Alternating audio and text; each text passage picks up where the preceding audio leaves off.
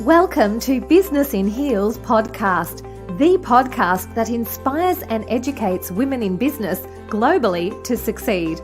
Now over to your host, Anne-Marie Cross. And welcome to another episode of Business in Heels podcast. I'm your host, Anne-Marie Cross. Now, my guest today says solving your clients' frustrations is more important than offering the next shiny widget. Joining me on today's show is Janelle Gonzales. Now, after 17 or more than 17 years, executive product and marketing roles she's had in blue chip finance and marketing companies globally, Janelle left the corporate life to build Blue Toro, Australia's second largest mobile automotive repair network. And she now teaches mechanics how to grab life by the bulls. Now, former race car crew chief Janelle can talk the lingo. She's been featured in the media for outing the industry's rip-offs, a regular talkback radio show guest, as well as a game changer. Now, on today's show, Janelle is going to share how to rethink business in a fast-changing marketplace. She's going to talk about how to be the highest rated in your industry, what you need to do and maybe not do, as well as how do we have the right sausage factory to scale our business. So let's welcome her to the show. Welcome. Hi, Anne-Marie. How are you? Good. What an incredible background. You were a former race car crew chief. Tell me, how did you get into that industry? Yeah, look, my husband and I met 30 odd years ago, and he's a bit of a car nut, and I was myself. We had a mutual interest in fast American cars and motorbikes, and I guess I kind of adapted to some of his interests. He drag races cars, has been doing that for 30 years, and I joined him on the circuit for a bit over 20 years, I think it was. It was a lot of fun pre-children, that's for sure.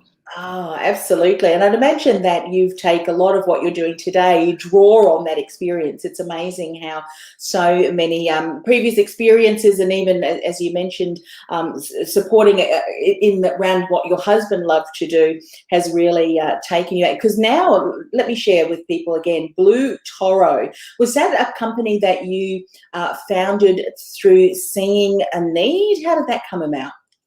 Yeah, my background, as you mentioned in the intro, was big corporates, and I'd always built businesses within big corporates.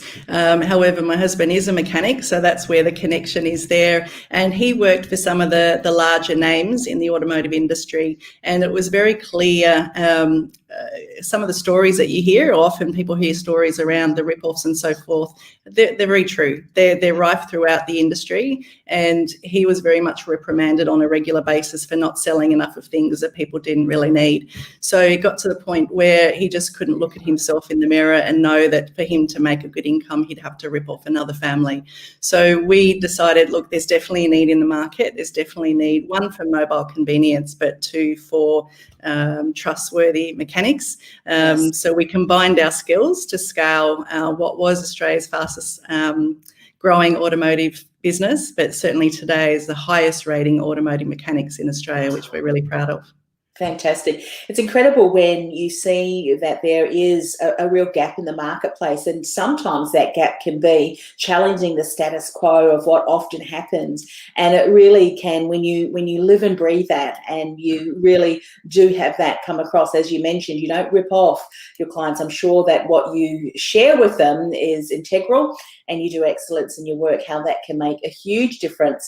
So when you're talking about rethinking your business in a fast-changing market, I mean, who knew that 12 months ago, actually it's probably a little bit more than that, we would be where we are today. So what you're going to share today is certainly relevant. So what are some things that we need to do to rethink our business?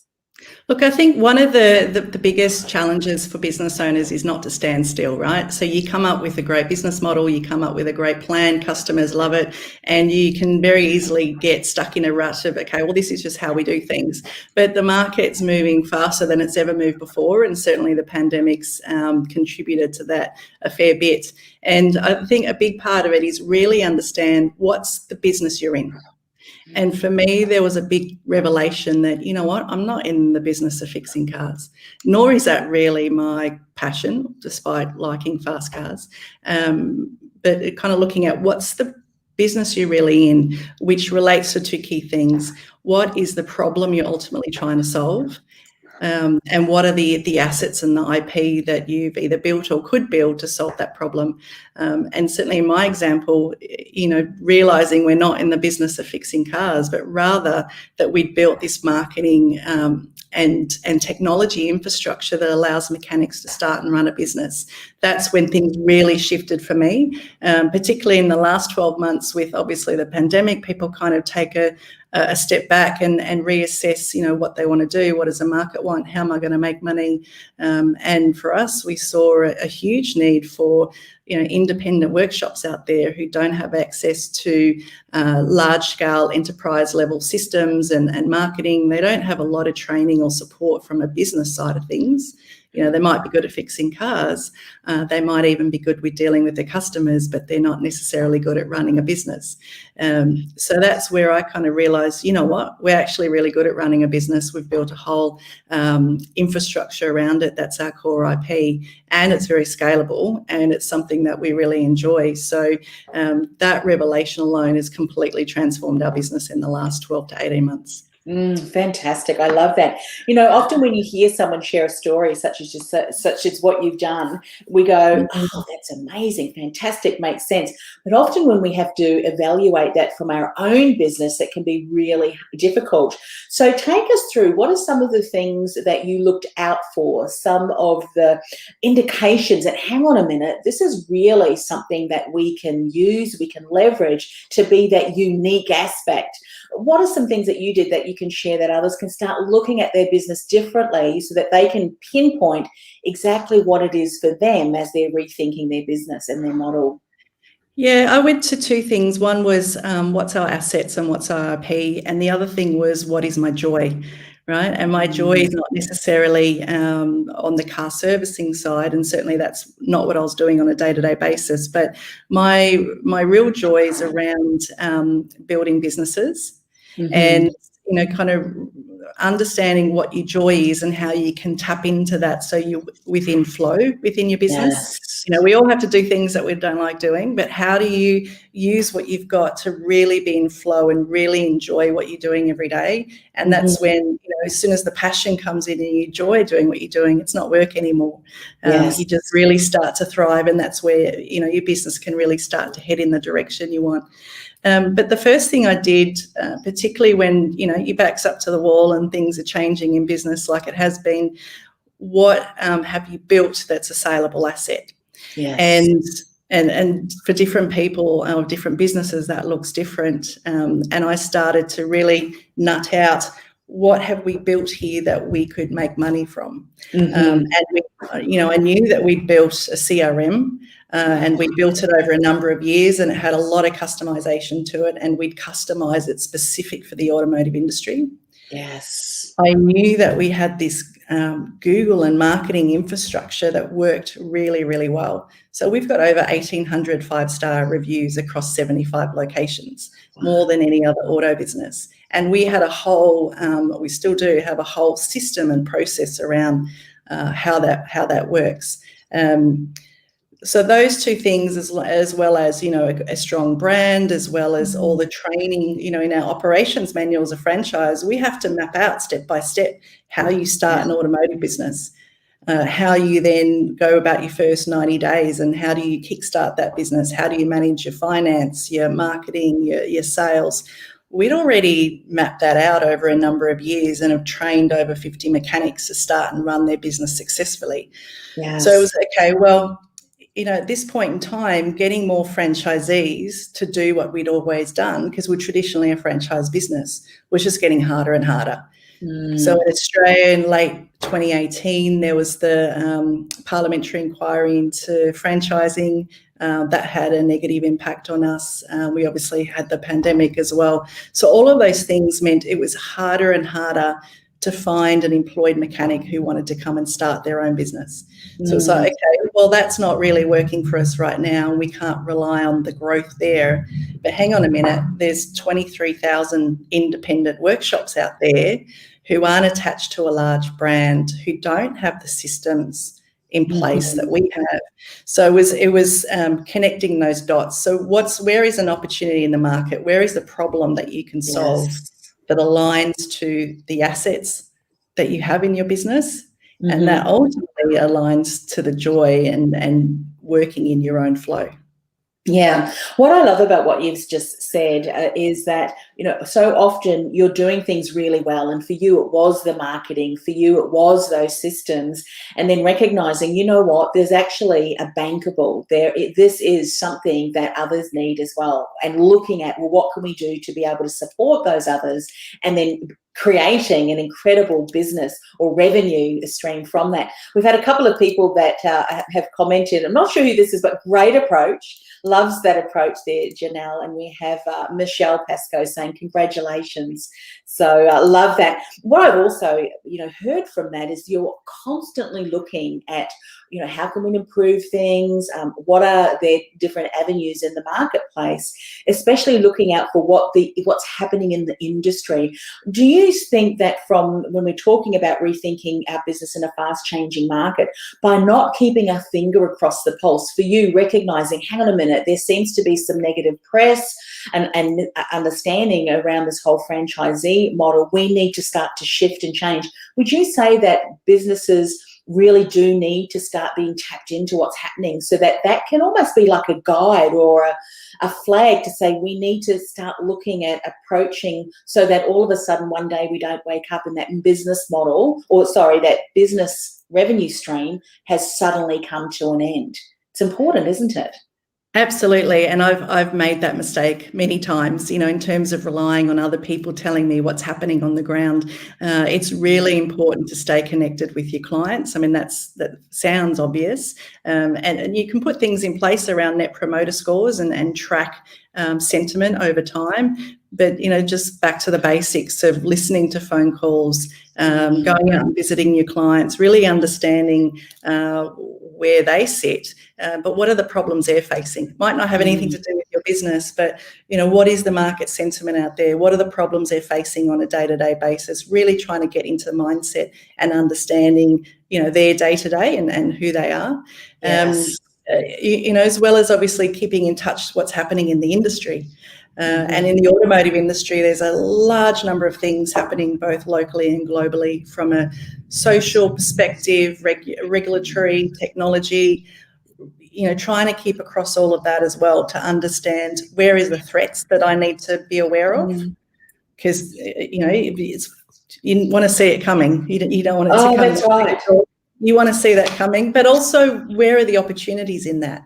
So you can, be agile and take some first mover advantages so that you might look at things in a way that your competitors don't, particularly when you're a smaller size business. One of the best things about being on the smaller side is you tend to be more agile. Yes, and which is a real bit benefit. What I think is really important too is there needs to be almost like a balance, if you will, because there are so many different opportunities that could be possible, but it's being aware of that, having enough information so that if all of a sudden you do need to make a shift and a move, it's not like from a stop-start. You've got already some research that you've been doing and probably constantly will continue to do because you want to make sure that you're relevant to the market, which I think beautifully segues into the next point that you want to share, how to be the highest rated in your industry. Now, just repeat for those who may be joining us, or how many feedbacks have you got? There was like many. So what was that number? We have more than 1,800 five-star Google reviews. Our aggregate rating across our 75 locations is 4.93, which is the highest for any mechanic. So if you Google mechanics, I mean, we've all heard the stories. Unfortunately, our guys can get a bit of a bad rap, but 4.93 is the highest in the industry. So we're really proud of that. Wow. Just before I'll get you to share, Janelle, on what are some of the things that we need to have in place to be the highest rated. Wow, you just helped me unlock a solution for my business. Well, there you go. You just don't know the type of content that someone will share, insight that someone will share, which will suddenly open up a pathway, which is exactly what we're talking about. Keep tapped in to the conversations. So what are some things that we need to be mindful of so that we can position our businesses and be that highest rating in our industry? Look, I started off really simply, which was to ask customers what they didn't like. So, in our industry, I found it quite easy because mechanics, poor guys, do get a bad rap. But we started the business by going out to, a small customer base we had at the time, as well as just going out to anybody and everybody, because most people have an experience with a mechanic, just simply asking them, what don't you like? And we got a raft of stories, and the sentiment from the market was super clear. They feel like they're being ripped off. They have no control over the bill. Communication's quite poor. There were all the things that you can imagine. So we just made a very clear decision. Okay, how do we build a business model that's the complete opposite? So every decision we made was through that lens of what people don't like. We're going to be the complete opposite, and what do people like? So all the training, our branding, all of our messaging, we made sure that all of our customers are completely in control of their vehicles, know exactly what's going on, we try and save them money, which is very unusual in our industry, versus charging everything up front. Every decision we made was through that lens. And, it meant that when we started obviously working with our customers, it was almost like they just were in shock that this was the experience they were getting. And certainly there's a lot of areas of improvement we can make, but just simply being very authentic, communicating really well, being clean, like our mechanics just being clean when they turned up. All those little things made such a huge difference. And it wasn't difficult to then say, hey, would you mind giving us a 5-star review? So it's built on that. And there's a lot of learnings along the way as well. We take feedback very seriously, and we've automated a process for feedback. And I love getting the 4 stars. Because the 4 stars are like, okay, well, what's that little thing we could have done, or the big thing? What's that one thing we could have done that would have made it a 5-star? And those little pieces of gold nuggets has really helped us along the way. Yeah. With, you mentioned you have a process. So I would imagine that getting feedback and asking for those honest reviews, and where are the areas that you really would have gone 5-star review, that has been golden nuggets upon which, as you said, the whole model of your business was, we're going to do everything differently and opposite from what traditionally the industry does. So you would have a process that you do that on an ongoing basis to check in with existing customers, yes? Yes, absolutely. Now, technology is a wonderful thing now, and we've probably all heard of marketing automation and what that can do in the back end. But after every single job, we ask our customers what their service was like, and we personalise that with the name of the mechanic and how was Joe's service today. And we ask them to rate between 1 to 5, and all of our mechanics have KPIs around their Net Promoter Score. So we track that very closely. If someone gives less than a 5-star, we ask for that feedback, and we get that feedback directly so that we can work with the customer and the mechanic. If it's a 5-star, we ask them for a 5-star review on Google. And from an automated point of view, that's all automated, and that's really helped us build those numbers up. But don't be afraid to ask. When we train our new mechanics, we say to them, ask your customer for a 5-star review, and often they're quite nervous to do that. People don't mind being asked. Doesn't mean they'll do it, but put your hand up and ask for a 5-star review if you think you've done a good job. Yeah, fantastic. So for people who may not have heard that term before, Net Promoter Score, do you want to just give a brief overview? What does that mean? What is it looking for? It's looking for trends and sentiments across your customer base, and we do that with our mechanics, and we do it with our end vehicle owners as well. As I said, we do that with every job, but with our mechanics, we were sending out a survey once a quarter and basically said, how would you rate us between 1 and 5? Mm-hmm. One simple question, and we kept that question consistent quarter on quarter, and we could see, is the score going up, is it going down? And we could quickly identify if the score is dipping, okay, there's something going on here. And we'd ask for feedback, but it just gave us, it's a litmus test more than anything else to say, are your customers happy with you or not? Yes. And just for if people have missed it, I would imagine that what you are scoring people on very much is aligned to an experience or a task, a function that your team is providing. Because sometimes there's a disconnect there, isn't there? And so what you're saying is the feedback that you're getting is constantly allowing you to evolve and ensure that you're delivering at the level that you want. Yes. And then secondly, how did you come up with some of those key pillars or the key information that you wanted to ask your clients to give you feedback on? Does that make sense? It does make sense. I think the challenge is don't ask too many questions, right? Simply because you can confuse the issue very quickly. And certainly if you can keep your question or questions consistent, that's how you're going to get a real feel for sentiment. If you start changing the questions, you really don't have much to base it off. So for both of our customer groups, we really just ask one question. Sometimes we go into a bit more detail, but for our vehicle owners, it was, how was your service with Joe today? Rating at 1 out of 5.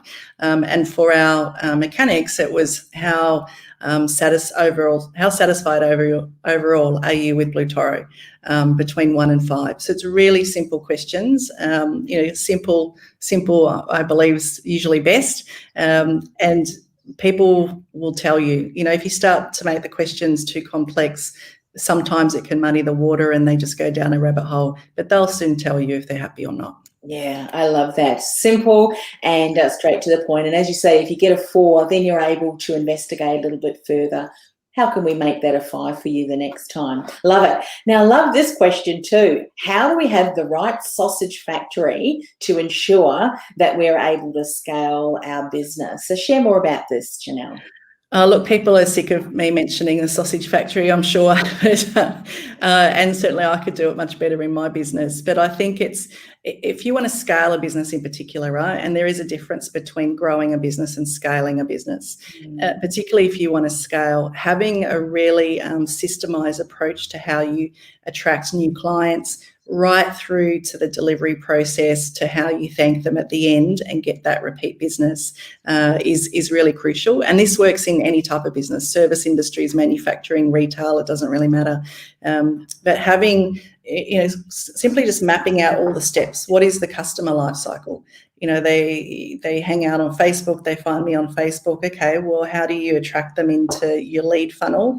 And what are the conversion metrics around that? How do you take them through a lead nurture? How do you make that sale? What's your delivery process and the service with that client? How do you ask for their 5-star rating at the end? How do you get them to become a repeat business? So it's actually sitting down and mapping out end to end that whole journey your customer has with you, and then having a process around each of those, a documented process, so everyone's on the same page in terms of your team, in terms of what's going to be delivered or built. But then importantly, what are the metrics attached to each of those? So having a way to measure every single step and tracking that to know if leads aren't converting, or if customers are not happy, or your widgets costing too much to build, or whatever that metric looks like. What's going right, what's going wrong, so you can constantly be in this process of continued improvement. So you're always looking for that next 1%er that you can tweak, that overall, over a period of time, just creates this really streamlined delivery process for your clients. As you mentioned, you needed to document all of this because you took your business model and you franchised it, and that obviously is what you're sharing with your franchisees, the systems, processes, so they don't have to reinvent the wheel. For a business who's listened to you, and I know we've got a lot of comments there, we've got Samjeet there saying, great session, thanks for being here. Michelle's left a few more comments here too. For someone who's just recognizing, you know what, Janelle, we don't really have that, but we do need to start doing that. Obviously, what it will end up with and what you have now is far more informed, far more complex, I'm sure, than when you first started. Where is a great place to start? And then obviously we can add when we're looking at that systems, the processes, so it doesn't become overwhelming and it's a project that we start but never really finish. Yeah, it's one of those projects that can never end sometimes. There's always more to do. And it's for most people, it's probably their least favourite project to do. And it can be also just very daunting. Where do I start? And this thing's way too big. I'll get to it tomorrow. The way I started, and I always talk about, is just map out your methodology really simply. Like, what's the first thing that happens? What's the second thing that happens? And have no more than about 5 steps. And just start with those at a high level. What are those 5 things? And then just start with the first one. And you know what? Just put aside an hour and just start to type down all the dot points of what has to happen. It doesn't have to be pretty. It doesn't have to be 100%. If you can knock out, 80% of the meat of that in an hour, then you can start to, obviously get the second, the third, the fourth step, and then you can start to flesh it out over time. It's really just starting simply and starting at the start and not over-engineering everything. Yeah. The things that you just mentioned, I think for every business, we need to have in place, not just because we may want to franchise it down the track, but for the point of view that I'm sure when you started to do that, hindsight is a wonderful teacher. I'm sure that you've been able to streamline, improve, automate things that had you not documented and taken the time to do that, you would never have been able to perfect or get to a stage that it's really working and streamlined for you. Would you agree? Yeah, absolutely. And what's always been drummed into me by the various mentors I've had is you're building an asset. And whether you choose to sell it or not sell it, the assets that you build within your business impact the valuation of your business. So if you've got everything documented and streamlined, one day you might want to raise investment or equity. One day you might want to sell it. These are all things that potential buyers or equity investors will look at. Yes. And even if you don't intend to go down that path, one, you never know what's around the corner, but 2, it does very quickly highlight inefficiencies in your business, which when you have that information, obviously it's much easier to solve. Yeah, and even if people are solopreneurs, they're working very much on their own. And I know that many, if you think of the business and heels, but also the community that are watching and listening to this, could be solopreneurs who are very much selling their services, their expertise. To be able to expand your business, you need to get everything out of here and to document. Otherwise, you become your greatest asset, but you can become your greatest bottleneck because there is nothing that you can train. But so I think this is so important. And even more so too, there are aspects that you've demonstrated that because of that has enabled you to monetize a completely different arm of your business because of the documentation and a huge need with other mechanics, other workshops who didn't have the ability to do that. And I'm sure that others who follow suit and do that within their own industries may just be opening up another completely different avenue to be able to do this. So before we end, I'm definitely going to give you an opportunity to share how people can connect with you, the kind of work that you do.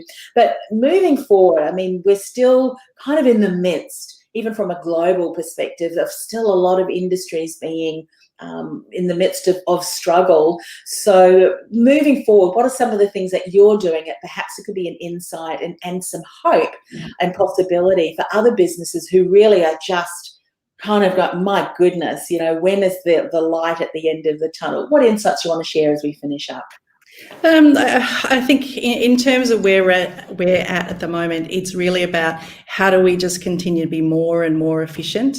How do we just get tighter than we've ever been before? Because we don't know what's around the corner. None of us do. And the last 12 months have taught us that. So how do we become more efficient? But also, how do we continue to ask the questions around what's frustrating us? So every week in our team meetings, I ask every single one of my team members, what's frustrating you? And I focus my energy on moving those frustrations out of their way so they can do what they're best at. And we also go and ask our clients, what is frustrating you? Because we all get caught up in let's build a new thing and a new process and a new product and I've got a new marketing idea. But are we actually solving the end problems of the day? So I think, for me, it's not losing sight of what's the real problem we're trying to solve and how do we remove those frustrations for both the client and the team so we can all get on with business and not only survive but thrive. Yeah, I love how you've said that, Janelle, and it's so true when you've asked your customers what's frustrating you, because so often we might ask them the opposite and say, well, what do you need? And it reminds me of an analogy I read a while ago, and I think it likens it to the Henry Ford, who would have gone out to customers and said, well, what do you need? What do you want? They would have said faster horses. However, as we know, the Ford, and I don't know whether that analogy is correct or not, but it speaks beautifully into what you were sharing, is often customers don't know, but they do know what they're struggling with, and they've probably got a fantastic list of those struggles. If you can bring that, solve that problem, challenge the status quo of the industry, that in and of itself will put you miles ahead of what other players in your industry. And you know what you've done, you've become the highest rating, the go-to for other workshops in your industry too, because of the fact that you took that lead and became the answer to their problems. Loved your story, loved that you came on today to share that. Janelle, how can people connect with you? How can you best support them? Share all of that good stuff before we finish up the show today. Oh, the easiest way, website, bluetoro.com.au, or our 1300 number, 1300bluetoro.com.au, or look me up on LinkedIn. You'll find me quite easily there.